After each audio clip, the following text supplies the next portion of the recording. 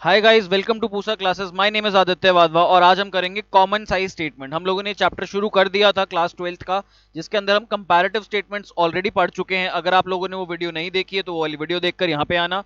Link उन videos का description में भी दिया हुआ है, तो पहले वो वीडियोस देखो फिर ये लेक्चर स्टार्ट करना। तो ये लेक्चर स्टार्ट करते हैं। मैंने जैसे कि बताया था, चैप्टर बिल्कुल सिंपल चैप्टर है। ये स्वीट डिश चैप्टर है, इसको हम कहते हैं। इसमें फ्री के मार्क्स मिलते हैं बच्चों को। इसके अंदर ज्यादा मेहनत नहीं करनी पड़ती है, बहुत ईजी चैप्टर है। बट कुछ छोटी छोटी चीजों का बस ध्यान रखना होता है। वो छोटी छोटी चीजें पिछली वीडियो में भी बताई, इस वीडियो में भी बताऊंगा। तो कॉमन साइज इनकम स्टेटमेंट में हमारे पास दो चीजें हैं। सबसे पहले हमारे पास है कॉमन साइज स्टेटमेंट चैप्टर में हमारे पास दो चीजें हैं। सबसे पहली है इनकम स्टेटमेंट और दूसरा है बैलेंस शीट। तो इस वीडियो में मैं जो कवर करने वाला हूं वो है इनकम स्टेटमेंट। बैलेंस शीट हम करेंगे नेक्स्ट वीडियो में। आप लोगों ने कंपैरेटिव स्टेटमेंट में इनकम स्टेटमेंट तो समझ ली थी क्या होती है। एक्चुअली में इनकम स्टेटमेंट क्या होती है वो आपने देख ली थी। एक फॉर्म होता है जिसके अंदर हम वैल्यूज पुटअप करते रहते हैं और हमारी इनकम निकल के आ जाती है। कैसी income? Income before tax, income after tax, ऐसी सारी इनकम हमारे पास आ जाती हैं। और हमें क्या देखना होता था कंपैरेटिव स्टेटमेंट में? हम कंपेयर करते थे पिछले साल से एब्सोल्यूट चेंज कितना आया और परसेंटेज चेंज कितना आया। बहुत ही सिंपल स्टेटमेंट थी। ये वाली और भी ज्यादा सिंपल होने वाली है, कुछ मुश्किल नहीं है, बस हल्की सी चीजें डिफरेंट है, वो देख लेते हैं। पहले फॉर्मेट देख लेते हैं। फॉर्मेट तो इनकम स्टेटमेंट का सेम ही रहेगा, आपके सामने स्क्रीन पर यहाँ पे दिख रहा है फॉर्मेट। सबसे पहले नेट सेल्स यानी कि रेवेन्यू फ्रॉम ऑपरेशंस। अब आपको पता है सेल्स का नाम बदल के रेवेन्यू फ्रॉम ऑपरेशंस कर दिया गया है, तो आपकी बुक्स में हर जगह रेवेन्यू फ्रॉम ऑपरेशंस यूज किया जाएगा और उसका मतलब होता है नेट सेल्स। सेल्स को ही हम क्या कहते हैं? Revenue from operations. ऑपरेशन से जो रेवेन्यू आ रहा है, जो मेरा काम है बिजनेस का, उससे जो पैसा आ रहा है, that is what my sales. उसके बाद अदर इनकम, अगर कोई commission income, interest on investments, dividends, dividend income, ये सब मिल रहा है, so this is what my other income. इन दोनों को टोटल कर दूंगा तो मेरे पास क्या आ जाएगा? टोटल रेवेन्यू आ जाएगा मेरे पास इन दोनों को ऐड करने के बाद। उसके बाद हमें इसमें से एक्सपेंसेस माइनस करने अपने सारे के सारे। जब हम एक्सपेंसेस माइनस करते हैं तो हमारे पास प्रॉफिट बिफोर टैक्स आ जाता है। प्रॉफिट बिफोर टैक्स आने के बाद हम इसमें से टैक्सेस माइनस कर देंगे और हमारे पास क्या आ जाएगा? Profit after tax. ये सारी इंफॉर्मेशन जो आपको एक्सपेंसेस हैं, रेवेन्यू फ्रॉम ऑपरेशंस हैं, अदर इनकम है, टैक्स रेट है, ये सब क्वेश्चन में गिवन होगा। तो सर अगर गिवन होगा हमें करना क्या है? ये देखो यहाँ पे दो कॉलम है, figures for the previous year and figures for the current year. ये दो कॉलम्स हैं, आपको ये दो कॉलम्स पॉपुलेट करने हैं जो कि क्वेश्चन में दिया होगा। बट एज यूजुअल जैसे हमने पिछली स्टेटमेंट में किया था कंपैरेटिव में, क्या होगा? करंट ईयर के फिगर्स आपको पहले दिए होंगे, प्रीवियस ईयर के बाद में दिए होंगे। बट फॉर्मेट में उल्टा होता है, प्रीवियस ईयर के फिगर्स पहले लिखने होते हैं और करंट ईयर के बाद में लिखने होते हैं। उसके बाद आप लोगों के पास क्या है? यहाँ पे तो है absolute amount, as it is question से अमाउंट उठानी है और इसके अंदर डाल देनी है। अगर टैक्स रेट दिया हुआ है तो रेट को एब्सोल्यूट अमाउंट में कन्वर्ट करके डालना है, इसलिए इसका हेडिंग है एब्सोल्यूट अमाउंट। कुछ कुछ फिगर्स आपको परसेंटेजेस में भी दी होंगी तो उसको हम कन्वर्ट करेंगे। कैसे कन्वर्ट करेंगे वो एक क्वेश्चन के थ्रू दिखाऊंगा आपको अगली स्लाइड पे। आगे देखो अगला कॉलम क्या है? Percentage of revenue from operations. अगला कॉलम है ये। इसका क्या मतलब है? अब यहाँ पे परसेंटेजेस कौन सी दिखानी है? कंपैरेटिव स्टेटमेंट्स में तो हम लोग क्या कर रहे थे? हम लोग पिछले साल की फिगर्स उठा रहे थे, इस साल की फिगर्स उठा रहे थे, दोनों का डिफरेंस निकाल रहे थे, उसको एब्सोल्यूट चेंज में लिख रहे थे और परसेंटेज चेंज में क्या डाल रहे थे? जो कि परसेंटेज में चेंज आ रहा था सिंपली। अब इसके अंदर आपने कुछ नहीं करना, आपने नेट सेल्स जो है आपकी यानी कि रेवेन्यू फ्रॉम ऑपरेशंस है, आपने उसको 100% मान के चलना है कि रेवेन्यू फ्रॉम ऑपरेशंस मेरा 100% है, तो बाकी सारी फिगर्स उसके लियो में कितनी होंगी। एक बच्चा बोला सर समझ नहीं आया, किसके लियो में क्या बोल गए आप? मैं सिंपली कहता हूं अगर मेरे को निकालने हैं कि मेरा कॉस्ट ऑफ सेल्स क्या है, या फिर यहाँ पे कोई भी आइटम देखते हैं, cost of materials consumed. Sir cost of material consume कितनी है? तो मैं बोलूंगा 5% है। तो आपको क्या समझ में आना चाहिए? 5% किसकी है? नेट सेल्स की यानी कि रेवेन्यू फ्रॉम ऑपरेशंस की 5% है। आई होप ये चीज क्लियर है। जब क्वेश्चन करेंगे और क्लैरिटी आएगी। आपने सेल्स को 100 मान के चलना है। अगर मैं किसी से जाकर पूछता हूँ किसी कंपनी में कि आपकी कंपनी के ऑपरेटिंग एक्सपेंसेस कितने हैं, वो कहते हैं जी हमारे ऑपरेटिंग एक्सपेंसेस 12% है, तो मेरे को अपने आप समझ में आ जाना चाहिए 12% ऑफ सेल्स हैं। अगर मैं कोई भी मार्कर बेचता हूँ, पेन बेचता हूँ, सपोज मैं ये पेन बेच रहा हूँ मार्केट में, कोई आकर मेरे से पूछता है जो आप ये पेन बनाते हो अपनी फैक्ट्रीज में, आपके इसके अंदर एडवर्टीजमेंट एक्सपेंसेस कितने लग जाते हैं? मैं कहता हूँ 2% कॉस्ट लग जाती है, 2% एडवर्टीजमेंट में चला जाता है, तो यानी कि सेल्स का 2% मेरा एडवर्टीजमेंट में चला जाता है। सेल्स को 100 मानकर चलना है, बाकी सारी जो एक्सप्रेशन है सेल्स के लियो में निकलेंगी। अब इसका एक क्वेश्चन देख लेते हैं। तो ये पहला कॉलम एब्सोल्यूट कॉलम है, जो ये वाला कॉलम आपके सामने स्क्रीन पर है, ये एब्सोल्यूट कॉलम है। और ये वाला क्या है? परसेंटेज कॉलम्स है। तो आपको प्रीवियस ईयर का और करंट ईयर का बस परसेंटेजेस निकालने और एब्सोल्यूट कॉलम्स निकालने। इसका पर्पस क्या है? सोचो, ऑपरेटिंग एक्सपेंसेस अगर मेरे अभी 4% है और प्रीवियस ईयर में 4% और अभी मेरे 6% है, तो मेरे को कंपैरिजन करने को मिल जाएगा कि लास्ट ईयर 4% ऑफ सेल्स हुआ करते थे मेरे ऑपरेटिंग एक्सपेंसेस और इस साल बढ़कर कितने हो गए हैं? 6% ऑफ सेल्स। ताकि हम इस चीज पे अब एनालिसिस कर पाए। इस वजह से हम यहाँ पे परसेंटेज में फिगर्स निकालते हैं, इसका और कोई रोल नहीं होता है। ये कंपनी के लिए इंटरनल होता है, कंपनी इसको अपने लिए यूज करती है, और होता है तो स्टेक होल्डर्स में भी डिस्ट्रीब्यूट कर देती है, क्योंकि स्टेक होल्डर्स को भी ये इन्फॉर्मेशन रिक्वायर्ड होती है कई बार, बट ये मैंडेट नहीं होती है लॉ की या कंपनीज एक्ट की या फिर आपका जो आईसीआई के रूल्स प्रेस्क्राइब्ड है। सिंपली आपने ये अपने एनालिसिस के लिए बनाना होता है। अब इसके अंदर एक क्वेश्चन देख लेते हैं। ये क्वेश्चन आपके सामने स्क्रीन पर है। सर इतना छोटा क्वेश्चन? हाँ, छोटा सा ही क्वेश्चन होता है, इसका कोई ज्यादा बड़ा लंबा चौड़ा क्वेश्चन नहीं होता है। इसका फॉर्मेट बना लो फटाफट से, मैं भी आपके सामने बनाता हूँ और इस क्वेश्चन को शुरू करते हैं। ये फॉर्मेट मैंने बना रखा है आपके सामने। सबसे पहला कॉलम पर्टिकुलर्स, फिर नोट नंबर। नोट नंबर फालतू कॉलम है, उसके अंदर कुछ भी नहीं आता है।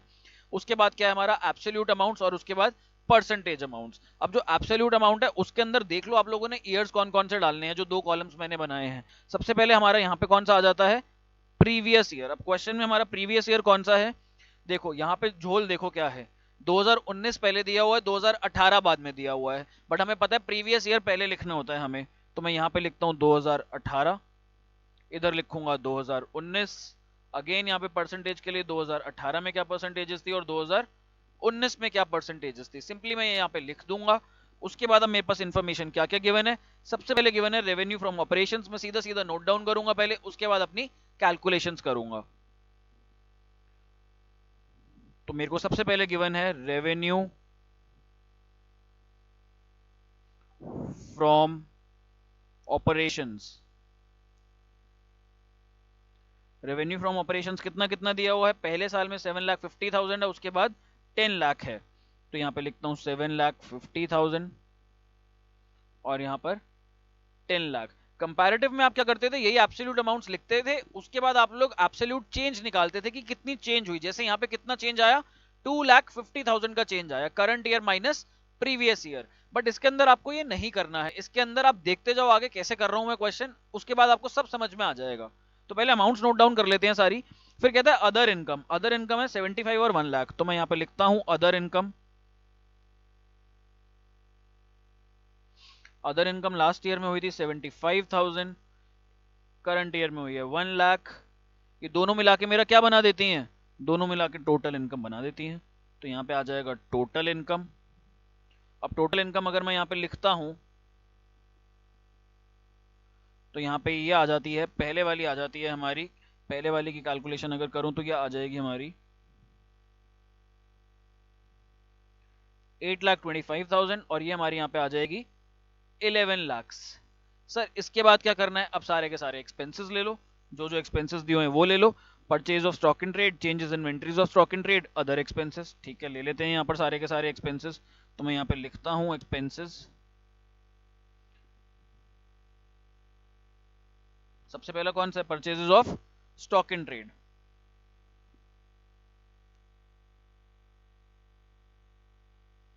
Purchases of stock in trade कितनी कितनी अमाउंट्स है? इसकी अमाउंट है 6 लाख और 7,50,000। 6 लाख एंड 7,50,000। इसके बाद क्या है हमारे पास? Change in inventories. तो यहाँ पे आ जाएगा change in inventories of stock in trade. ये कितनी अमाउंट्स है? लास्ट ईयर थी 10,000 और करंट ईयर में है -50,000। तो यहाँ पे 10,000 और यहाँ पे हमारे पास है माइनस में 50,000।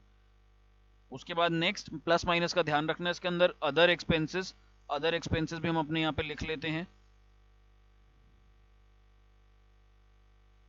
अदर एक्सपेंसेस कितने हैं हमारे पास? 7,500 और 10,000।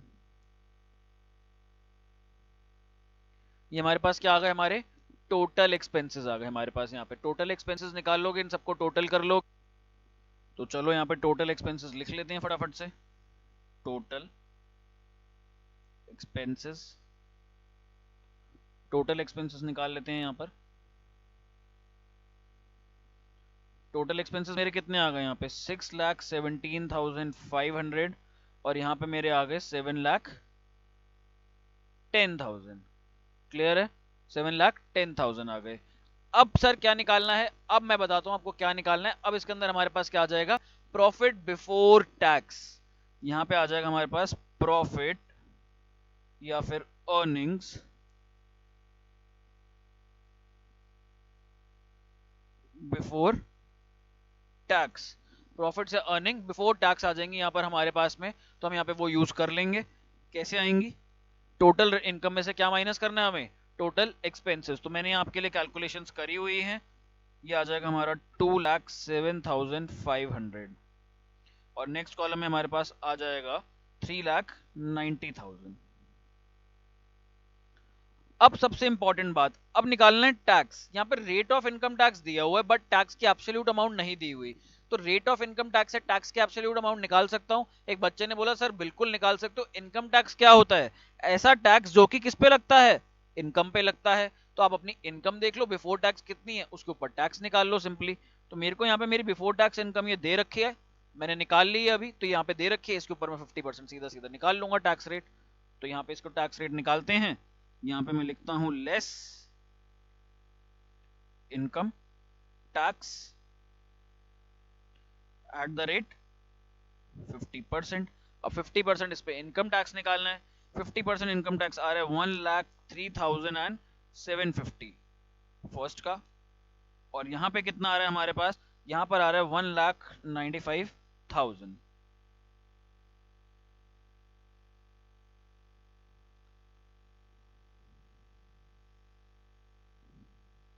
9 सीधी बना लेते हैं एक बार। अब यहाँ पे मेरे पास क्या आ जाएगा, ये प्रॉफिट, प्रॉफिट आफ्टर टैक्स।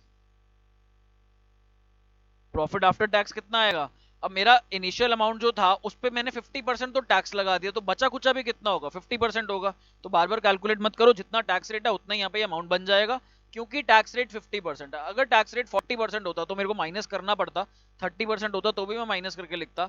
यहाँ मेरे को पता है आधा टैक्स में चला गया, तो आधा मेरा बचा कुचा प्रॉफिट हो जाएगा आफ्टर टैक्स। तो वो कितना आ जाएगा, 1,03,750। ये कितना आ जाएगा, 1,95,000।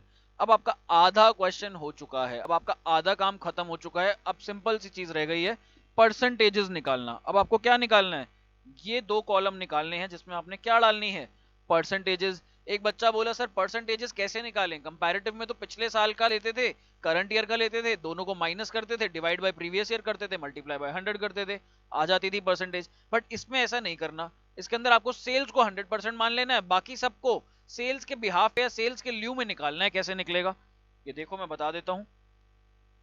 अगर मैं सेल्स को 100% मान रहा हूं, और मैंने एक चीज बताई थी, जब भी परसेंटेज कॉलम में कुछ भी लिखोगे तो परसेंटेज का सिंबल नहीं लगाओगे, क्योंकि जब ऑलरेडी ऊपर बोल दिया परसेंटेज तो उसके अंदर वापस से परसेंटेज लगाने का कोई तो बनता ही नहीं है।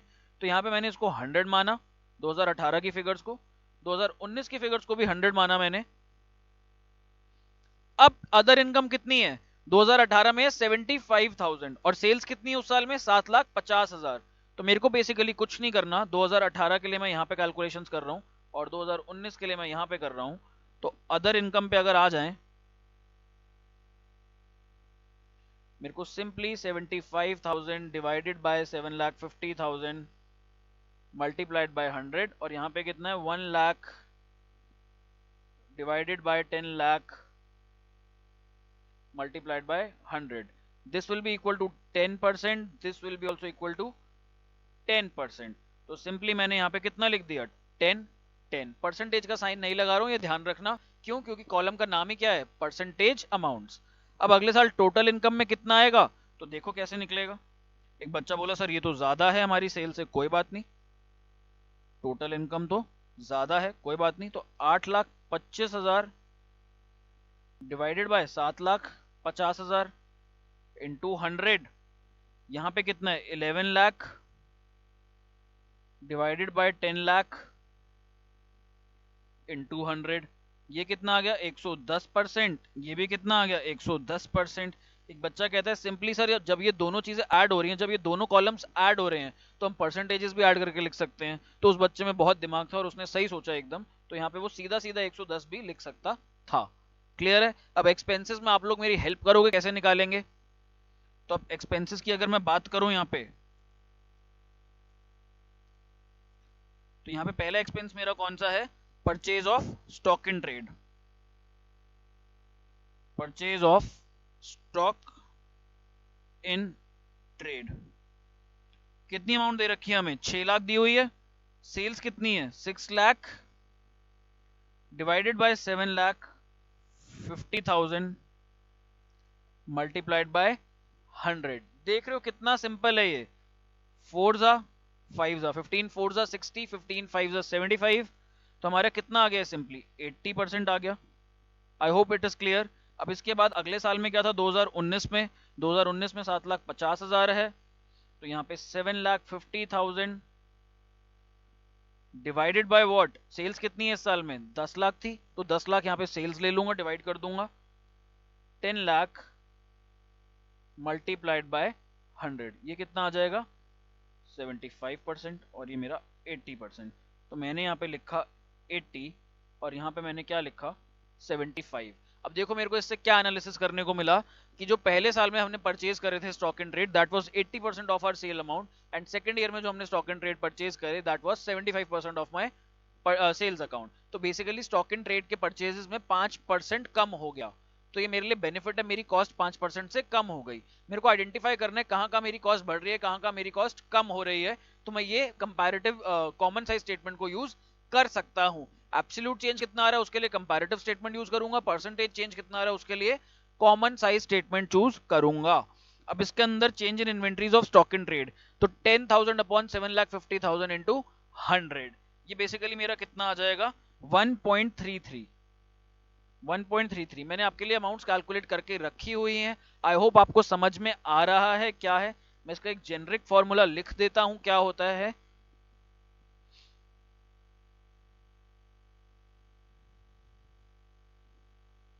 जेनरिक फॉर्मूला इसका लिख लेते हैं। यहाँ पे क्या होता है, न्यू डिनोमिनेटर में तो क्या होता है, सेल से डिवाइड करना है हर चीज को, परसेंटेज निकालने के लिए 100 से मल्टीप्लाई करना है, और ऊपर क्या आ जाएगा, ऊपर हमारे पास जिस भी पर्टिकुलर लाइन आइटम की हम बात कर रहे हैं वो पर्टिकुलर आइटम आ जाएगा। तो यहाँ पे मैं लिख देता हूं पर्टिकुलर आइटम। इसके साथ यहाँ पे मैं आपको थोड़ी सी लिस्ट दे देता हूं, क्या क्या आती है पर्टिकुलर आइटम में हमारे पास, other income, expenses, tax rate, tax rate नहीं एब्सोल्यूट टैक्स जो होता है हमारा, टैक्स ब्रैकेट में लिख रहा हूं एब्सोल्यूट, जो अमाउंट्स के टर्म्स में होता है, ये सब चीजें आ जाएंगी, divided by sales multiplied by 100। Sale से इसलिए डिवाइड कर रहे हैं क्योंकि हमें हर चीज की परसेंटेज किसके बिहाफ पे देखनी है, सेल्स के बिहाफ पे देखनी है। तो इसका ये जेनरिक फॉर्मूला हो गया, और ये फॉर्मूला आप यूज करके सारे आइटम्स निकाल सकते हो। अब मैंने यहाँ पे कुछ परसेंटेजेस कैलकुलेट करी हुई हैं ताकि आप लोगों के लिए टाइम ना वेस्ट करूँ यहाँ पे वीडियो में, तो मैं फटाफट से लिख देता हूँ। अब जो माइनस के अमाउंट है उसमें -5% आ रहा है, तो माइनस में लिख देंगे। देन हमारे पास अदर एक्सपेंसेस हैं 7,500 और 10,000, तो देखो ये 1 ही आ रहा है, 7,500 divided by 7,50,000 multiplied by 100, basically 1% क्या है हमारे पास, अदर एक्सपेंसेस। लास्ट ईयर भी 1% अदर एक्सपेंसेस थे, इस साल भी 1% अदर एक्सपेंसेस हैं, तो हम लोगों को पता लग गया यहाँ पे भी कोई चेंजेस नहीं है। तो जो भी मैनेजर है, जो भी डिसीजन लेना चाहता है, वो क्या सोच रहा होगा, वो यही सोच रहा होगा कि मेरे को कहाँ कहाँ कॉस्ट कटिंग करनी है, या कहाँ कहाँ मैं कॉस्ट बढ़ा के सेल बढ़ा सकता हूँ। तो ये देखने के लिए स्टेटमेंट्स को बनाया जाता है, कोई मैंडेट नहीं होता ये लॉ से कि ये बनाना ही बनाना है। अब उसके बाद यहाँ पे टोटल एक्सपेंसेस में आप लोग क्या कर सकते हो, परसेंटेजेस का टोटल ले लो या फिर डिवाइड कर लो, या तो ऐसे टोटल ले लो, या फिर क्या करोगे 6,50,000 डिवाइडेड बाय 7,50,000 इंटू 100। तो ये वाला मेथड यहाँ पर इजी है आप लोगों के लिए, ऐसे वर्टिकली टोटल कर लेना। तो मैं वर्टिकली टोटल करूंगा इसका, वर्टिकली टोटल आ जाता है इसके अंदर 82.33, और यहाँ पे आ जाता है 75 - 5 70 + 1 71। आई होप ये क्लियर है आप लोगों को। फिर उसके बाद मेरी earnings before taxes, profits before taxes, यहाँ पे मैंने निकाला हुआ है 27.67, और इसके सामने मैंने निकाला हुआ है 39%। सो बेसिकली ये भी आप लोगों के सामने क्लियर है। फिर इनकम टैक्स निकालता हूं तो 13.83, 19.50। अब एक बच्चा कहता है या कॉन्सेप्ट कहता है कि टैक्स तो 50% है, यहाँ पे 13.83 या 19.50 क्यों है। तो भैया जो ये वाला टैक्स लग रहा है ये किस पे लग रहा है, जो हम यहाँ पे 50% टैक्स रेट लगा रहे हैं वो किस पे लगा रहे हैं, प्रॉफिट पे लगा रहे हैं, और जो ये वाला टैक्स है ये किस पे लग रहा है, सेल पे। कि अगर हमारी सेल 100% है तो हमारा टैक्स कितना है सेल का, पहले साल में 13.83% और 19.50% नेक्स्ट ईयर में। लेकिन एक्चुअली में टैक्स किस पे लगता है, हमारा प्रॉफिट पे लगता है। बट हर साल हमें पता तो होना चाहिए कि मेरा सेल का कितना हिस्सा टैक्स में जा रहा है, सेल का कितना हिस्सा एक्सपेंसेस में जा रहा है, सेल का कितना हिस्सा ऑपरेटिंग एक्सपेंसेस में जा रहा है, सेल का कितना हिस्सा कहाँ जा रहा है, ये मेरे को पता होना चाहिए परसेंटेज बेसिस पे, ताकि कोई मुझसे पूछे तो मैं एक आइडिया जनरेट कर पाऊं और मैं अच्छे से सोच सकूं कैसे प्लानिंग करनी है, क्या करना है। अब अब क्या करना है, अब टोटल्स में अमाउंट निकाल लो बस। यहाँ पे एक लाइन ड्रॉ कर देते हैं और यहाँ पे हम अमाउंट निकाल लेते हैं, प्रॉफिट आफ्टर टैक्सेस। अच्छा, ये हमने लाइन तो ड्रॉ करी हुई है ऑलरेडी, हमें बस अमाउंट निकालनी है। तो ये भी 13.83 आ रहा है और उसके बाद हमारा ये भी 19.50 आ रहा है। बहुत सिंपल सा क्वेश्चन, बहुत सिंपल सा कॉन्सेप्ट, बहुत सिंपल सा चैप्टर, और बहुत सिंपली आपको ये समझ में आ गया होगा। इसके अंदर कोई ट्विस्ट एंड टर्न नहीं है। इकलौता ट्विस्ट एंड टर्न जो है आपको ध्यान रखना है कैलकुलेशन का।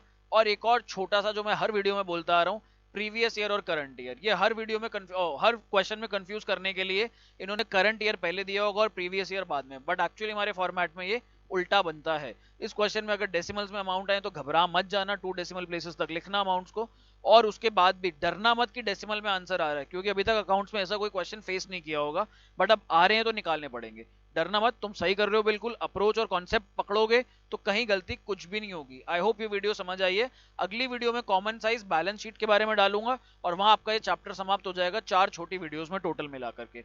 तीसरी वीडियो है ये, चौथी वीडियो जरूर देखना, उसमें आपका चैप्टर खत्म हो जाएगा। इसके बाद हम लोग अकाउंटिंग रेशियोज शुरू करेंगे। आई होप आपको ये समझ आया। कोई भी डाउट हो तो मेरे को कॉल या मैसेज करना। Bye bye, take care, have fun.